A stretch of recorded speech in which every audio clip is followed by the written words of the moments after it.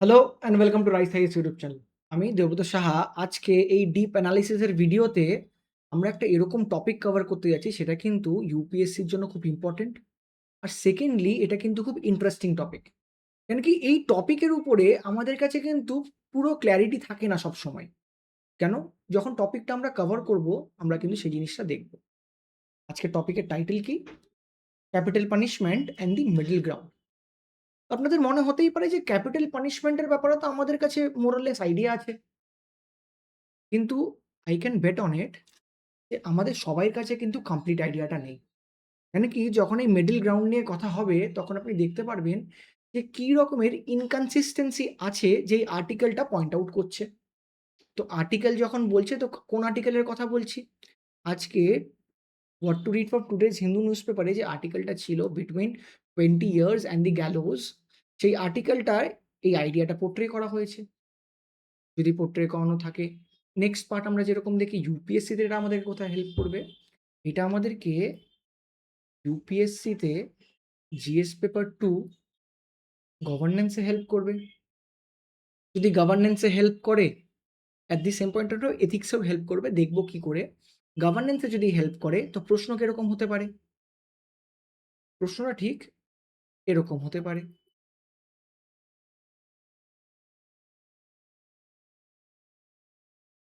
The restriction on trial courts in awarding immediate sentence. আমরা জানি আমাদের দুটো কোর্টস আছে, higher courts and lower courts. তার মধ্যে trial courts in awarding intermediate sentence, that is life imprisonment without remission, creates a structural gap in India's criminal justice system. Critically examined in the light of recent judicial development, GS2 governance.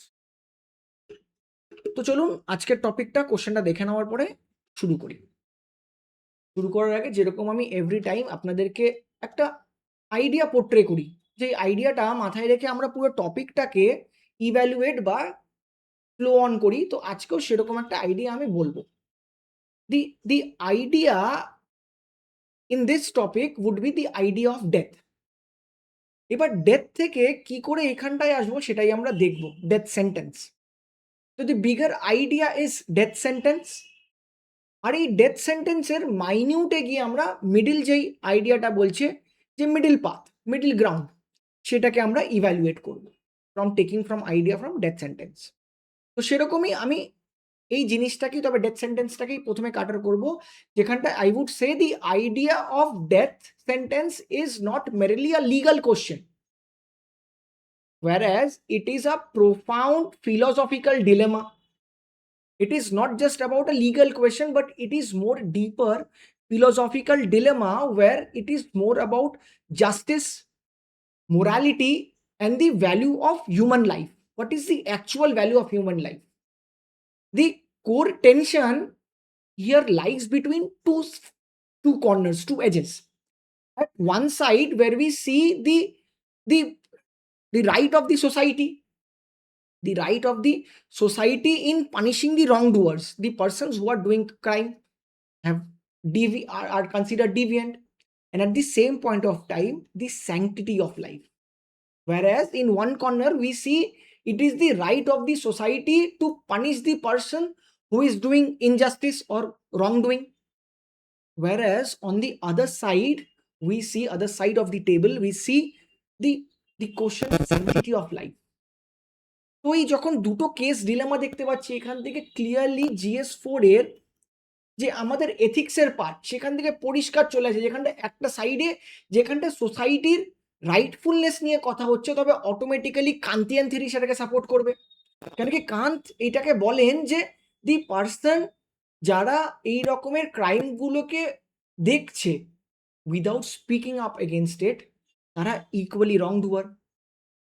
Secondly utilitarian থিওরিজও এর পরেই বলবে, যেখানটায় তারা বলে যে greater গুডের কথা। এই রকমের ক্রিমিনালসদেরকে যদি ক্যাপিটাল পানিশমেন্ট দেওয়া হয় তো সোসাইটির বেশি ভালো হবে, গ্রেটার গুড। অ্যাট লাস্ট আমি যদি দেখি কোথাও না কোথাও একটা social contract by Thomas Hobbes সেটাকেও আপলিফট করছে। কেন কি সে বলছে যে যখন আমরা নিজেদের রাইটসগুলো স্টেটকে দিয়েছিলাম, স্টেট আমাদের লাইফটাকে প্রোটেক্ট করার জন্য প্রমিস করেছিল। দি দি দি টাইম যেখানটায় আমরা ডিভিয়েন্ট হয়ে গেছি, এরকম রং ডুইং করছি, আমরা সেই রকমের রাইটটাকে হারিয়ে ফেলি। আর তখন স্টেটের কাছে ইমান্স পাওয়ার থাকে যে আমাদের মতন বা যারা এরকম রং ডুইং করছে তাদেরকে স্টেট যাতে পানিশ করে। যেখানটা আমরা এইগুলো প্রসপেক্টিভ দেখছি, on the other side of the river আমরা আরেকটা প্রসপেক্টিভ দেখতে পাচ্ছি যারা স্যাংটিটি অফ লাইফ নিয়ে কথা বলছে। যেখানটা একটা দিকে ডিঅন্টোলজি দেখি, যারা পরিষ্কার বলে যে the very core idea of sanctity of life কোথাও না কোথাও এখান থেকেই আসছে। At the same point of time আমরা যদি ভার্চু এথিক্সও দেখি, তারাও কিন্তু প্রশ্ন এটাই করছে যে এইটা করে কি আমরা বেটার গুড আদৌ অ্যাচিভ করতে পারবো? তো এই যে ক্যাপিটাল পানিশমেন্ট, যেটা আমরা রিসেন্টলি একটা মাদুরাই ট্রায়াল কোর্টের জাজমেন্টেও দেখতে পেরেছিলাম, এটা কি আনঅ্যাভয়েডেবল ছিল নাকি অ্যাভয়েড করা যেত? তো today's topic is more about that, যে what is that that can be a middle ground between this capital punishment and at the same point of time virtue and deontology যেই অ্যাপ্রোচটাকে follow করে। তো কনটেক্সটে same জিনিস দেখতে পাচ্ছি। শান্তাকুলাম custodial death case, যেটা CBI versus শ্রীধরের কেসটা, সেখানটায় আমাদের কিছু 9 পুলিশম্যানকে সাসপেন্ড করা হয়েছে, তাদেরকে ট্রায়াল কোর্ট ডেথ সেন্টেন্স দিয়েছে। তো এই যে ডেথ সেন্টেন্স, এটার ইভলিউশনটা কি করে হয় চলুন আমরা এবার দেখে নিই একবার। প্রথমে এই যে লাইফ ভার্সেস ডেথ, এই যে বাইনারি একটা সেন্টেন্স, একটা বাইনারি আইডিয়া, হয় জীবন নয় মৃত্যু, এখান থেকে যে মিডিল গ্রাউন্ডের যে অ্যাপ্রোচটা, সেটাই ইভলিউশনে আমরা দেখব যে এর মাঝখানেও তো কিছু হতে পারে। তো দি প্রথম point is at 1980 Bachchan Singh versus state of Punjab, যেখানটা আমরা দেখি সুপ্রিম কোর্ট এরকম একটা আইডিয়া নিয়ে আসে, রেয়ারেস্ট অফ রেয়ার ডক্ট্রিন। যখন কোর্ট বলে যে তখনই এই ডেথ সেন্টেন্স দেওয়া যাবে when it is unquestionable foreclose beyond any reasonable doubt, যখন এই রকমের পার্ট থাকবে তখনই আমরা এরকম রিগারাস লাইফ টার্ম অল্টারনেটিভকে আমরা চুজ করব। The next case, the next case would be the turning point or the philosophical base of middle path, যেখানটায় স্বামী সারদানন্দা ভার্সেস স্টেট অফ কর্ণাটকায় দেখি এই যে গ্যাপ হাইথিয়াস, যেখানটায় লাইফ আর ডেথ, হাইথিয়াস মানে হলো গ্যাপ, এই গ্যাপটাকে ফিল আপ করে তখন এর কোর্ট এটা অবজার্ভ করে যে এই যে স্বামী ছিলেন, ইনি নিজের ওয়াইফকে জীবন্ত অবস্থায় বডি করে দিয়েছিল, কনটেক্সটটা বোঝার জন্য। তো সেখানটায় দাঁড়িয়ে কোর্ট এটা অবজার্ভ করে যে এই ক্রাইমটা তো এতটাও হিনিয়াস না যে তাকে আমরা ইমপ্রিজনমেন্ট এই ডেথ সেন্টেন্স দিয়ে দিই, whereas এতটাও নমিনাল না যে তখনের যে প্রচলিত অবস্থা, যেখানটা লাইফ টাইম ইমপ্রিজনমেন্টটা 14 বছরের পরে রেমিশন হতে পারে বাই পার্ডেনিং পাওয়ার, সেটাও হওয়ার উচিত না। তো সেখানটা দাঁড়িয়ে কোর্ট তখন একটা মিডল পাথ বের করে, যে মিডল পাথে কোর্ট বলে যে এইটা the middle path special category would be up in between point between two of this extreme points, যেখানটা একটা সাইডে আমরা দেখতে পাচ্ছিলাম লাইফ টাইম ইমপ্রিজনমেন্ট 14 বছরের পরে কম্পিউটেশন হচ্ছিল, রেমিশন হচ্ছিল, whereas the আদার সাইড আমরা দেখছিলাম life sentence capital punishment. Court বলেন এখানটায়, কোর্ট অবজার্ভ করে যে এইখানটায় আমরা এরকম কিছু একটা করি দ্যাট ইজ 20 ইয়ার্স বা 30 ইয়ার্সের জন্য সে লাইফ টাইম ইমপ্রিজনমেন্ট থাকবে till the death of the convicted person. সে প্রথম ক্ষেত্রে যেরকম রেমিশন পাচ্ছিল, এই কেসে রেমিশন তো পাবে না, কিন্তু এখানটা তার ক্যাপিটাল পানিশমেন্টও হবে না।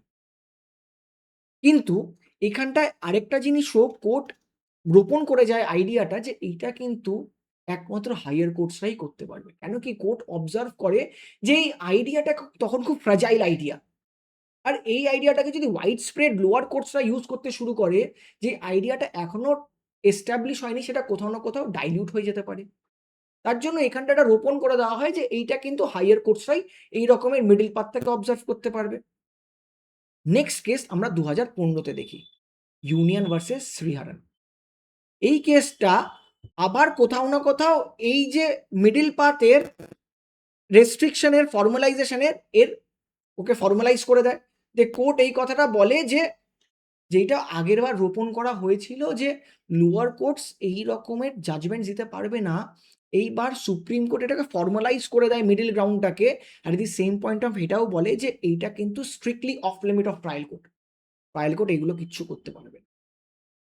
দি নেক্সট কেস 2022-এ চলে আসছি। Manoj versus state of Madhya Pradesh. এই কেসটা একটু ডিফারেন্ট। এই কেসে কোর্ট অবজার্ভ করে, যেখানটায় কোর্ট সাবস্ট্যান্টিভ পার্টে বেশি অবজার্ভ করে থ্রু প্রসিডিউরাল অ্যাসপেক্ট। যেখানটায় কোর্ট বলে যে আমাকে এই রকমের জাজমেন্ট বা সেন্টেন্স প্রসেস করতে গেলে তো মিটিগেশন সার্কামস্ট্যান্সেস রাখতেই হবে। তার জন্য আমি কিছু প্রসিডিউর বলে দিচ্ছি। যেখানটায় এটা হয়ে গেল যে ম্যান্ডেটরি মিটিগেশন অ্যানালিসিস করা দরকার। কিরকম ভিত্তিতে? যেখানটায় একটা সাইডে ফাইনাল রিপোর্ট তো থাকবে, কিন্তু আরেক সাইডে আমরা যে কনভিক্টেড, তার মেন্টাল হেলথ, তার সোশ্যাল ব্যাকগ্রাউন্ড কি, এইসব অ্যাসপেক্টও দেখব। যাতে আবার আমাদের যে core idea of article 14, that is equality before law and equal protection of law, this to other person doing the same crime cannot be convicted on a same tenure. কেন কি? কেউ না কেউ তো সোশ্যাল ক্যাপিটালে উপরে ছিল, কেউ না কেউ তো কম ছিল। তাদের দুজনের সার্কামস্ট্যান্সেস আলাদা ছিল। তো এই সার্কামস্ট্যান্সেস পার্টটাকে আরো যাতে ফর্মালাইজ করা যায়, সুপ্রিম কোর্টে মনোজ ভার্সেস স্টেট অফ মধ্যপ্রদেশে এই রকমের একটা প্রসিডিউরাল অ্যাসপেক্ট দেয়। অ্যাট লাস্ট আমি যদি Kiran versus state of Karnataka 2025-এরই জাজমেন্ট, এখানটায় যদি বলি, এখানটায় কোর্ট তো আবার রিএমফাসাইজ করে দিল শ্রীহারানের যে ব্যারিয়ারটা, সেটাকে বলছে যে এই রকমের লোয়ার কোর্ট এই মিডল পাথ নিতে পারবে না। সেখান থেকেই এই আইডিয়াটা উঠে আসছে যে কোথাও না কোথাও এটা কি ব্রোকেন ল্যাডার না? যেখানটা আমরা বলি যে আমাদের জুডিশিয়ারি ইন্ডিপেন্ডেন্ট আর ইন্টিগ্রেটেড। তো এই রকমের ডিফারেন্সিয়েশন কেন between a higher court and a lower court? যেখানটায় আমরা জানি যে ইউজুয়ালি হায়ার কোর্টসরা সিভিল আর কনস্টিটিউশনাল ম্যাটার্স গুলোই কিন্তু স্পেসিফিক্যালি দেখে। Criminal court be the higher appellate authority, though supreme court অব্দিও যায়, কিন্তু আমরা যদি দেখি প্রপারলি তো সেশন কোর্টই লাস্ট উত্তর, যেখানটায় প্রপারলি এই রকমের প্রসিডিয়ার্স, ইনভেস্টিগেশনস, ক্রস এক্সামিন সেগুলো করানো হয়। তো সেখানটায় দাঁড়িয়ে যারা এই কোর আইডিয়াতে বিলিভ করছে, তাদেরকে এই রকমের ডিসক্রিমিনেশন কেন? যখন ডিসক্রিমিনেশন হচ্ছে, সেখান থেকেই আমাদের নেক্সট পার্ট আসছে, the part of middle ground paradox, যেখানটা আমরা এই আইডিয়াটাকেই তুলে ধরছি। যেখানটা আমরা দেখছি যে জাজমেন্টের 3টে টায়ার থাকে। The first tyre is life imprisonment, যেটা 14 ইয়ার হতে পারবে, কিন্তু লাইফ টাইম হতে পারে, কিন্তু 14 ইয়ার্স অবধি হবে। কেন কি? তার উপর থেকে রিমিশন অ্যালাউড হয়ে যাচ্ছে। দি নেক্সট মিডল পাথ হচ্ছে গিয়ে, যেরকম আমরা বললাম শ্রীহারানের কেসে বা তার আগেও যে জাজমেন্ট আমরা দেখতে পাচ্ছিলাম স্বামী রাধানন্দার কেসটায়, সেখানটাও আমরা দেখতে পাচ্ছিলাম middle part 30 years full imprisonment, remission হবে না। The third tier, extreme tier, death penalty, rarest of rare execution. তো এইখান থেকে যদি যে প্যারাডক্সটা আমি আপনাকে বলছিলাম, এই প্যারাডক্সটাই সেম জিনিস এখানটায় বলা, যে কেন কি লোয়ার কোর্টটা তো নিচের দিকে আছে, তাদেরকে কোথাও না কোথাও এই পাওয়ার গ্র্যাপ থেকে দূরে রাখা হচ্ছে, যে তাদেরকে দুটো এক্সট্রিম পয়েন্টে চুজ করতে হচ্ছে, তাদের কাছে কোনো মিডল পাথ নেই। যার জন্য এট টাইমস আমরা দেখতে পাচ্ছি তারা সবসময় এক্সট্রিম পয়েন্টস নিচ্ছে। দি second part, nothing or all choice, যেখানটা আপনি একদিকে তো দেখছেন যে আইদার আপনি ডেথ সেন্টেন্স দিতে পারেন, আরেকদিকে আপনার মনে হচ্ছে যে 14 বছরের খালি সেন্টেন্স, এটা কিরকম? তো তখন এই রকমের একটা মাইন্ডসেট বা সাইকোলজিক্যাল ব্যারিয়ার বা প্রেশারও তো ক্রিয়েট করছে লোয়ার জাজেসদের উপরে। অ্যান্ড অ্যাট লাস্ট এটা কিন্তু এর আউটকাম কিন্তু খুব ভয়েড।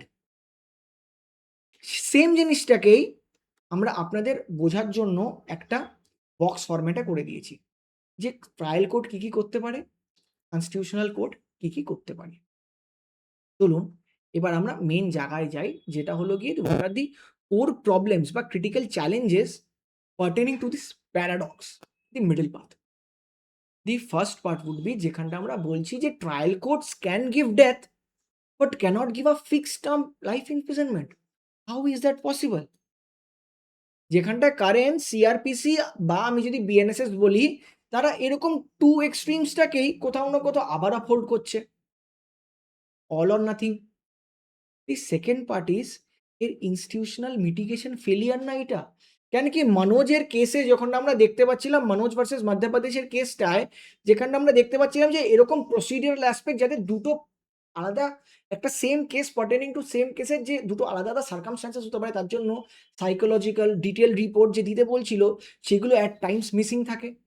যেটা has been observed in NALSAR square circle ক্লিনিকে, যেখানটায় বলছে এটা মেরিলি একটা টিক বক্স হয়ে দাঁড়াচ্ছে, যেখানটায় আর্টিকেল 14 এই রকমের আইডিয়াকে প্রমোট করার জন্য বলছে। আপনি ভেবে দেখুন, এটা খালি টিক বক্স ম্যাটার হয়ে যাচ্ছে, যেখানটায় ইম্পর্টেন্সই দেওয়া হচ্ছে না।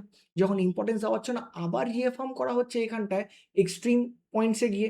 কারণ কি টিক বক্স না হলেই যখন সাবস্টিটিউট পার্টে যাব, সাবস্ট্যান্টিভ পার্টে যাব, তখনই কিন্তু আমাদের একটা মিডল গ্রাউন্ড লাগে। এর জন্য ইউ উড অবজার্ভ যে আজকের যে দি colour of the deep analysis and capital punishment হলো গিয়ে গ্রে। কেন কি justice system is all about in grey. There is no extreme black or white in justice system. Everything are the multiple shades of gray. তো যখনই shades of grey হবে, তখনই কিন্তু substantive পার্টটা খুব ইম্পর্টেন্ট হয়ে দাঁড়াবে আমাদের জন্য। দি নেক্সট পার্ট, যেরকম আমরা বলছিলাম ব্রোকেন ল্যাডার ফেনোমেনা, যেখানটায় লোয়ার কোর্ট তো এই রকমের জাজমেন্ট দিয়ে দেয়, আর জাজমেন্ট দেওয়ার সঙ্গে সঙ্গে যখন অটোমেটিক তো আপিল যাবেই হাইকোর্টে, কিন্তু যতক্ষণ হিয়ারিং না হচ্ছে, ভিকটিমস বা যে অ্যাকিউজদের ফ্যামিলি তারা একটা ইয়ো সাইকোলজিক্যাল প্রেশারে থাকে, মেন্টাল অ্যাগনিতে থাকে, যেখানে তাদের সবসময় মনে হয় যে আমরা মনে হয় কিছু একটা হয়ে গেল, কিছু একটা হয়ে গেল। সেকেন্ড, এটা তো কোথাও না কোথাও ইনকনসিস্টেন্সি ইন জুডিশিয়াল ডিসক্রিপশন, যেখানটায় এই রকমের জাজ centric idea is not at all ঠিক, is is not at all healthy for a democracy, যেখানটায় জাজমেন্ট বায়াসনেস আমরা কথা বলছি, আরবিট্রেসনেস কথা বলছি, জুডিশিয়াল আরবিট্রেসনেসের কথা বলছি। কেন কি এখানটায় কোনো ক্লিয়ার ফ্রেমওয়ার্ক নেই, কেন কি এর কোনো লেজিসলেশন নেই। এটা তো একটা জুডিশিয়াল ইনভেনশন, আর জুডিশিয়াল ইনভেনশনের সাথে এটা একটা ব্রোকেন ল্যাডার, নিচে ডিসেন্ট্রালাইজড হয়নি। তার সাথে এর সাথে কোথাও না কোথাও আমরা দেখতে পাচ্ছি যে এই প্রসিডিয়ার্সগুলোকে, এখানে সুপ্রিম কোর্ট প্রথমেই বলেছিল রেয়ারেস্ট অফ রেয়ার ফেনোমেনা। তো যখন রেয়ারেস্ট অফ রেয়ার ফেনোমেনা বলছে, যদি এর জন্য আমাদের কাছে ডিটেল রিপোর্ট না থাকে, be it forensic, systematic police reforms, বা যেই প্রসিডিয়ার্সগুলো ফলো করতে হয়, যদি এইগুলো ফলো না হয়, তবে আবার আমি এক্সট্রিম জাজমেন্টস দিচ্ছে কি করে? তো সেটা তো আবার কোথাও না কোথাও fraud to the constitution, fraud to the law of the land. And at last, যেটা সবথেকে বড় প্রবলেম হচ্ছে, যেরকম বারবার বলছিলাম, কেন কি আমরা ইউনিফর্মিটিতে বিশ্বাস করি, যেখানটায় কোর্ট বলছে এই রকমের রেস্ট্রিকশনস লোয়ার কোর্টে রেখে আমরা uniformity in higher courts maintain করার চেষ্টা করছি। ক্রিটিক্স বলছে যে why such kind of uniformity. Uniformity তো এইভাবেও হতে পারে যে বাকিদের ক্ষেত্রে যেরকম হয়, যে লোয়ার কোর্টস অ্যাপ্লাই করুক, আমাদের কাছে অ্যাপিলিয়েট জুডিসডিকশন থাকুক, যেরকম ক্রিমিনাল কেসেসে হয়ে থাকছে। লোয়ার কোর্ট অ্যাপ্লাই করুক, লোয়ার কোর্ট যদি আপনাদের মনে হয় যে না তারা ভুল করেছে, তবে তখন ইউনিফর্মিটি থ্রু অ্যাপিলস লাগান। তো এই একটা ক্রিটিক্যাল চ্যালেঞ্জও এর সাথে জড়িত আছে। তো এত প্রবলেম যদি থাকে একটা জুডিশিয়াল সিস্টেমের মধ্যে, ইন আ পার্টিকুলার টার্ম, যেটাকে মিডল পাথ বা ক্যাপিটাল সেন্টেন্স বলছি, তো সেখানটায় ওয়ে ফরওয়ার্ড কি হতে পারে? তো the first way forward would be, যেইটা জুডিশিয়াল ইনভেনশন হয়েছে সেটা লিগালাইজ করা হোক to legislation, be in it BNSS, বা এরকম কোনো রেজিস্ট্রেটিভ প্রসিজিয়ার যেখানটায় এই মিডল পাথটাকে ফর্মালি রেকগনাইজ করবে লেজিসলেচার। দি সেকেন্ড পার্ট, যেটা এখন পর্যন্ত যখন লেজিসলেট হয়ে যাবে, যেটা এখন পর্যন্ত হাইয়ার কোর্টের কাছে রেস্ট্রিক্টেড আছে, সেটা লোয়ার কোর্টসকে কোথাও না কোথাও এম্পাওয়ার করা হোক তার এগেনস্টে, যাতে এই যে হায়াতাস যেটাকে গ্যাপটা আছে সেটাকে ব্রিচ করা যাক, টু এক্সট্রিম এন্ডসকে মিনিমাইজ করা যাক। The next problem, institutional mitigation, যেটা মনোজ সিং এর কেসে আমরা মধ্যপ্রদেশের ক্ষেত্রে দেখতে পাচ্ছিলাম, সেইটাকে যাতে প্রসিডিয়ারটাকে যাতে ম্যান্ডেটরি করে দেওয়া হোক, যাতে আবার এই আইডিয়াটা যে কাকে ক্যাপিটাল পানিশমেন্ট দেওয়া উচিত, বা কোনটা আমার রেয়ারেস্ট অফ রেয়ার সার্কামস্ট্যান্সেস, বা কোনটা আমার কোল্ড ব্লাডেড মার্ডার, সেটাকে তো তখনই আমি ডিফারেন্সিয়েট বা বুঝতে পারবো যখন আমার কাছে একটা সাইকোলজিক্যাল রিপোর্ট থাকবে, যখন প্রভিশনারি অফিসারের একটা রিপোর্ট থাকবে, যখন তার ব্যাকগ্রাউন্ড, যে অ্যাকিউজ তার ব্যাকগ্রাউন্ডের রিপোর্ট থাকবে, সে কতটা সেই মার্জিনাইজ সেকশন থেকে বিলং করে, সেসব আমার কাছে রিপোর্ট থাকবে, তবেই না আমি ইকুয়ালিটি বিফোর ল আর ইকুয়াল প্রোটেকশন অফ লকে আপহোল্ড করতে পারবো। দি নেক্সট পয়েন্ট, যেটা আমরা দেখছিলাম যে আমাদের ইনভেস্টিগেশনে কোথাও না কোথাও ল্যাগিং আছে, তো সেটাকে স্ট্রেংথেনিং করতে হবে থ্রু পুলিশ রিফর্মস, আর ফরেন্সিকেও কিন্তু আমাদের নতুন ইনফ্রাস্ট্রাকচার অ্যাড অন করতে হবে। অ্যান্ড অ্যাট লাস্ট, আমরা যখন মাল্টিপল কেসেস বা ইনস্টিটিউশনসে দেখতে পারি, ইন্টারন্যাশনাল ইনস্টিটিউশনে দেখতে পারি যে এখানটা একটা সেন্টেন্সিং কাউন্সিল থাকে, যারা ডেডিকেটেডলি এই রকমের সেন্টেন্সগুলোকে লুক আপ অন করে, একদম ক্লোজলি মনিটর করে। তো আমাদেরও এরকম একটা ইন্ডিপেন্ডেন্ট বডি কিন্তু এস্টাবলিশ আমরা করতেই পারি, যারা এই রকমের গাইডলাইন্সগুলোকে লুক আপ অন করবে, ইন্টারন্যাশনাল মডেলসগুলোকে দেখবে, আর সেটা কোথাও না কোথাও জাজ সেন্ট্রিক ভ্যারিয়েশনটাকে মিনিমাইজ করবে। তো অ্যাট লাস্ট আমি যদি কনক্লুশন একটা ড্র করি, আমি কনক্লুশনটা এক লাইনে বললে কিরকম হয়? আমি জানি ভালো হয়। তো চলুন এক লাইনে দি কোর আইডিয়া অফ দি আর্টিকেলটা কি করে ইউ শেপে আবার এন্ড করব বলি। The idea goes like this: when court lacks the power of calibrated punishment.